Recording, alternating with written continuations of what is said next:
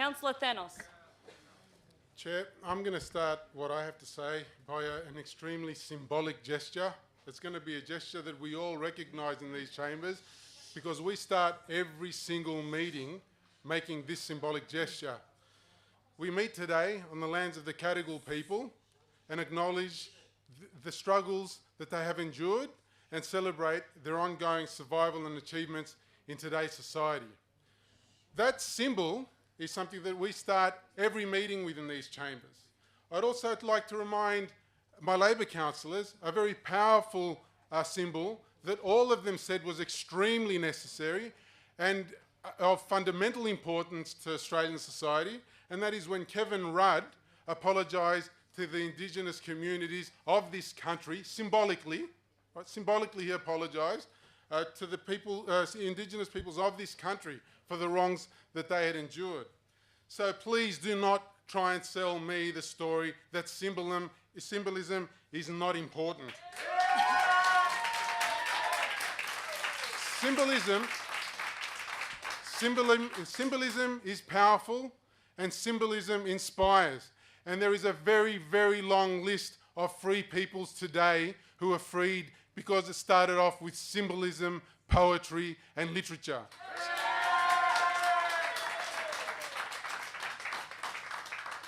Now I'm going to go to one issue. I'm going to address a couple of issues, but I'm going to go to one issue to start off my speech with. And that is that story that it's none of my business. In the Second World War, when the refugee ships were reaching American shores, Roosevelt said it was none of my business. And he sent those ships back to the European shores and those refugees to certain death. Now, I am not going to sit here and ignore an issue and say that it's none of my business.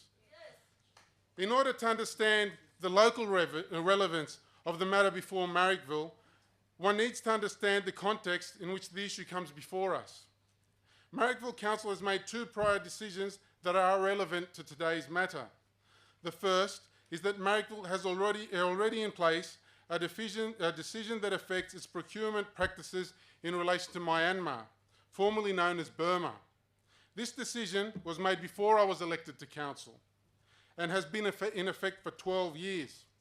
The second is the resolution to formalise a sister city relationship with Bethlehem, which is in the West Bank territories.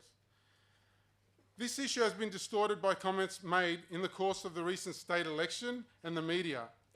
Comments by the Foreign Minister and the Premier have given this issue a very large audience. I have received many emails in favour and against support of global BDS. I don't know how some of you are talking about hundreds because I've received and responded to thousands of them. I've received them from residents of Marrickville, other Australian municipalities, internationally from the United States of America, the United Kingdom, New Zealand, Israel and other places. I've given this issue considerable thought and I've struggled with it. Sometimes we are called upon to make decisions with wider implications, and this happens to be one of those occasions. Many friends of mine have expressed their dismay at that this issue has arisen in Council, and others commend Council for its efforts. Now, I've been advised by Council's senior staff and Council's principal solicitor that this item has arisen on the agenda legitimately and in a manner that is consistent with the local government of New South Wales. Therefore, as a legitimate item of business, I'm required to consider the proposal on its merits. In other words, it's part of my business. The matters I am considering are that it is Council's responsibility to manage all its procurement procedures. We are required under the Act to exercise due diligence in doing so. It is the right of every consumer to exercise choice based on quality, service, price, or ethics, whatever they may be. Councillors are elected to make these and other choices as long as those choices are legal.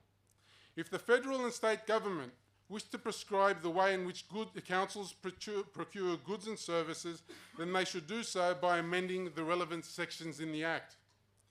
Point 2. Marrickville Council has a long-standing procurement policy in relation to Myanmar. This has had the support of the community over many years. The decision has been in effect for 12 years and is carried out in a fiscally responsible manner. Therefore, the precedent exists. 3. Council has received a report on which the final decision is required. The report explores the issue in terms of an immediate implementation of global BDS and a total divestment of Council's assets. It reminds me of an episode of Yes Minister.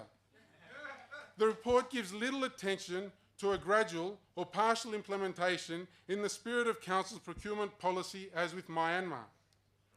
An example of how a gradual or partial implementation of global BDS could be implemented is to rule out a tender from a company that profits from the ongoing occupation of the Palestinian territories when a competing tenderer of equivalent merit exists from a company that does not profit from the occupation. This option will not come at any cost to the ratepayers. Point 4. In my opinion, the issue hinges on whether the matter is of relevance to Marrickville Council.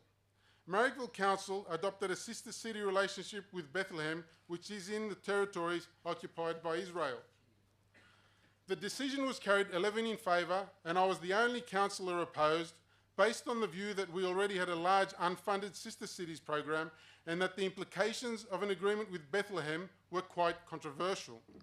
However, that decision was carried, and I am now required to consider it as a matter relevant to this council. One of the core values expressed in the Sister Cities movement is that we raise awareness of the issues that affect or are important to the residents of the sister city. This means considering issues such as those that are before us today. The time to object to the issue of whether Council was involving itself in the affairs of Bethlehem and the Palestinians was when the decision to enter into this relationship was made, not now. Now, it's time to consider the implications of that decision as a matter relevant to Council business. As such, the isolation of Palestinian communities from each other, the obstruction of civilian access to services and resources, the confiscation of property, and the systematic collective degradation of the Palestinian people's way of life are policies that cannot be ethically, morally, or politically endorsed. This behaviour is particularly unacceptable when practiced by proclaimed parliamentary democracy such as Israel. Israel acts in violation of international law and is in breach of UN Security Council resolutions. That Israel policy is in violation of international law meets the threshold of concern for me as a citizen in a democracy. The fact that Israeli policy affects Bethlehem meets the threshold of concern as a Marrickville councillor. In fact, from the point of view of Marrickville councils, matters affecting the people of the city of Bethlehem are more relevant than those affecting Myanmar. 3 possible consequences flow from this motion. Firstly, should Council join the global BDS in principle or not, in symbolic gesture or not, the precedent on Myanmar stands intact. If Council rejects the proposal of global BDS, Council will have to rethink its position regarding the boycott on Myanmar. However, if Council rejects the global BDS and wishes to maintain the boycott on Myanmar, it raises the issue of Council's credibility. A decision is required. For all the above reasons, I will vote in support of your motion, Mayor Byrne.